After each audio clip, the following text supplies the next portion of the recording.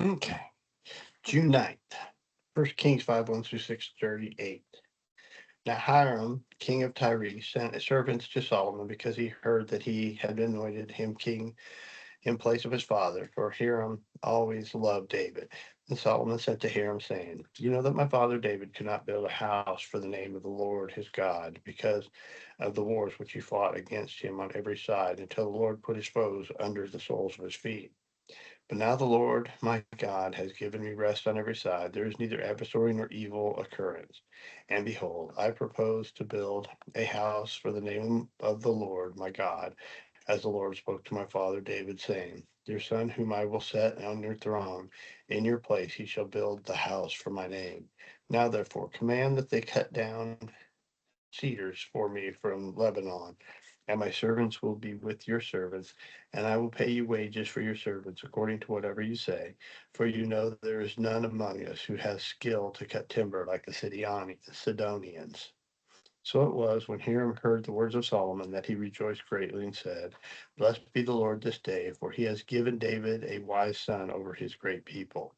Then Hiram sent to Solomon, saying, I have considered the message which you have sent me, and I will do all that you desire concerning the cedars and the cypress logs. My servant shall bring them down from Lebanon to the sea.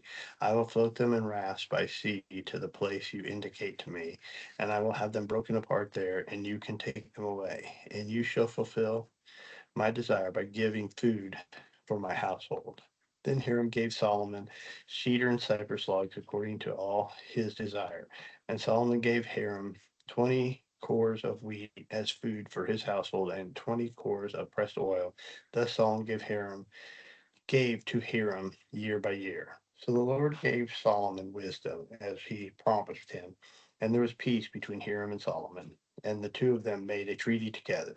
Then King Solomon raised up a labor force out of all Israel, and the labor force was 30,000 men, and he sent them to Lebanon, 10,000 a month in shifts. There they were there 1 month in Lebanon and 2 months at home. Adoniram was in charge of the labor force. Solomon had 70,000 who carried burdens and 80,000 who quarried stone in the mountains, besides 3,300 of the chiefs of Solomon's deputies who supervised the people who labored in the work. And the king commanded them to quarry large stones, costly stones, and hewn stones, and to lay the foundation of the temple. So Solomon's builder, Hiram's builders, and the Gibeonites quarried them, and they prepared timber and stones to build the temple. And it came to pass in the 480th year after the children of Israel had come out of the land of Egypt, in the fourth year of Solomon's reign over Israel, in the month of Ziv, which is in the second month, that he began to build the house of the Lord. Now the king, now the house which King Solomon built for the Lord. Its length was 60 cubits, its width 20, its height 30 cubits. The vestibule in front of the sanctuary of the house was 20 cubits long, with the width of the house, and the width of the vestibule extended 10 cubits from the front of the house. And he made for the house windows of beveled frames.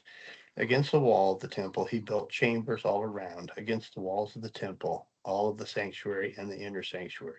Thus he made side chambers all around it.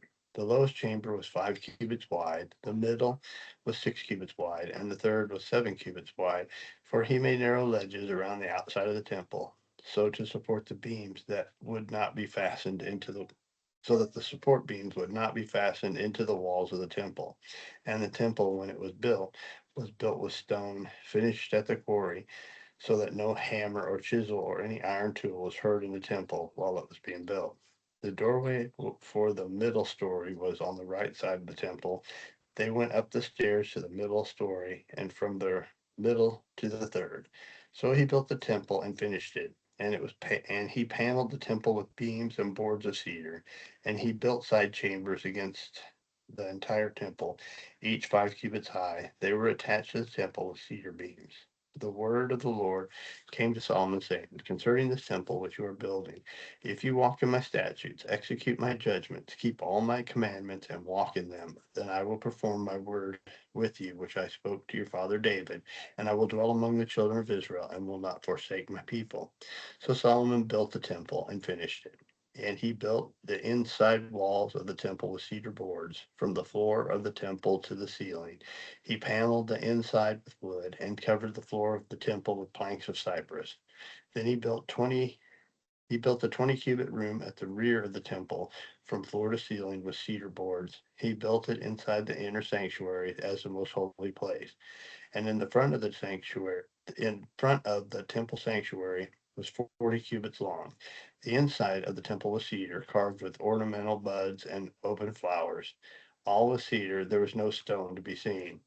And he prepared the inner sanctuary inside the temple to set the ark of the covenant of the Lord there. The inner sanctuary was 20 cubits long, 20 cubits wide, and 20 cubits high.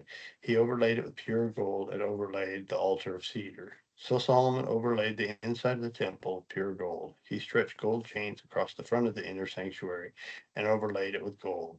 The whole temple he overlaid with gold until he had finished all the temple. Also, he overlaid with gold the entire altar that was by the inner sanctuary.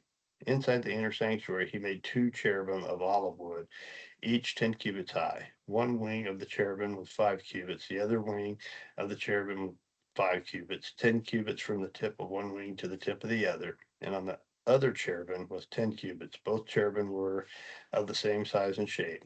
The height of one cherubim was 10 cubits, and so was the other cherubim. Then he set the cherubim inside the inner room, and they stretched out their wings of the cherubim so that the wing of one touched one wall, and the wing of the other cherubim touched the other wall, and their wings touched each other in the middle of the room. He also overlaid the cherubim with gold. Then he carved all the walls of the temple all around both the inner and outer sanctuaries, which carved figures of cherubim, palm trees, and open flowers. And the floor of the temple he overlaid with gold, both inner and outer sanctuaries. For the entrance of the inner sanctuary, he made doors of olive wood. The lintel and the doorposts were 1/5 of the wall. The two doors were of olive wood, and he carved on them figures of cherubim, palm trees, and open flowers, and overlaid them with gold. And he spread the gold on the cherubim and on the palm trees. So for the door of the sanctuary, he also made doorposts of olive wood, 1/4 of the wall, and two doors were of cypress wood. Two panels comprised of one folding door, and two panels comprised the other folding door.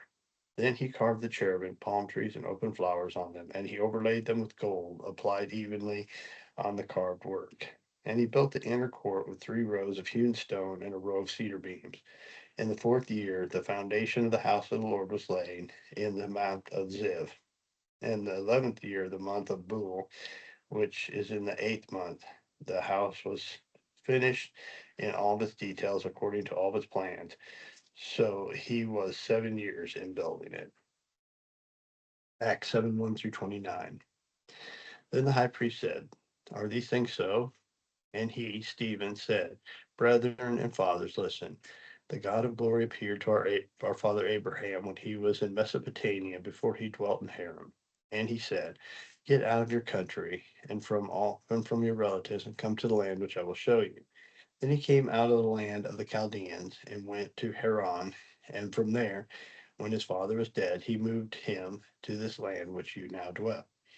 And God gave him no inheritance in it, even not even enough to set a foot on. But even when Abraham had no child, he promised to give it to him as a possession and to his descendants after him. But God spoke in this way, that your descendants would dwell in a foreign land, and they would bring them into bondage and oppress them 400 years. And the nation whom they will be in bondage I will judge, said God. And after that they shall come out, and they will serve me in this place. Then he gave him the covenant of circumcision. And so Abraham begot Isaac and circumcised him on the 8th day. And Isaac begot Jacob, and Jacob begot the 12 patriarchs. And the patriarchs became envious, sold Joseph into Egypt, but God was with him and delivered him out of all his trouble, and gave him favor and wisdom in the presence of Pharaoh, the king of Egypt, and made him governor over Egypt and all his house. Now a famine and a great trouble came over the land of Egypt and Canaan, and our fathers found no substance. And when Jacob heard that there was grain in Egypt, he sent our fathers first. And the second time Joseph was made known to his brothers, and Joseph's family became known to Pharaoh. Then Joseph sent and called his father Jacob and all his relatives to him, 75 people. So Jacob went down to Egypt, and he died, he and our fathers. And they were carried back to Shechem and laid in a tomb that Abraham bought for a sum of money for the sons of Hamor, from the sons of Hamor, the father of Shechem. But when the time of the promise drew near, which God had sworn to Abraham, the people grew and multiplied in Egypt, till another king arose who did not know Joseph. This man dealt treacherously with our people and oppressed our forefathers, making them expose their babies and that they might not live. At this time Moses was born and was well pleasing to God, and he was brought up in his father's house for 3 months. But when he was set out, Pharaoh's daughter took him away and brought him up to her as her own son. And Moses was learned in all wisdom of the Egyptians, and was mighty in words and deeds. Now, when he was 40 years old, it came into his heart to visit the brethren and the children of Israel. And seeing one of them suffer wrong, he defended and avenged him who was oppressed, and struck down the Egyptian. For he supposed that his brethren would have understood that God would deliver them by his hand. But they did not understand. And the next day he appeared to two of them as they were fighting, and tried to reconcile them, saying, Men, you are brethren, why do you wrong one another? But he who did his neighbor wrong pushed him away and said, Who made you ruler and judge over us? Do you want to kill me as you did the Egyptian yesterday? Then, at this saying, Moses fled and became a dweller in the land of Midian, where he had two sons. Psalms 127, 1 through 5. Unless the Lord builds a house, they labor in vain who build it. Unless the Lord guards a city, the watchman stays awake in vain. It is vain for you to rise up early, to sit up late, to eat the bread of sorrows, for he gives his beloved sleep. Behold, children are a heritage from the Lord. The fruit of the womb is a reward. Like arrows in the hand of a warrior, so are the children of one's youth. Happy is the man who has a quiver full of them. They shall not be ashamed, but shall speak with their enemies at the gate. Proverbs 16:28 through 30. A perverse man sows strife. A whisperer separates the best of friends.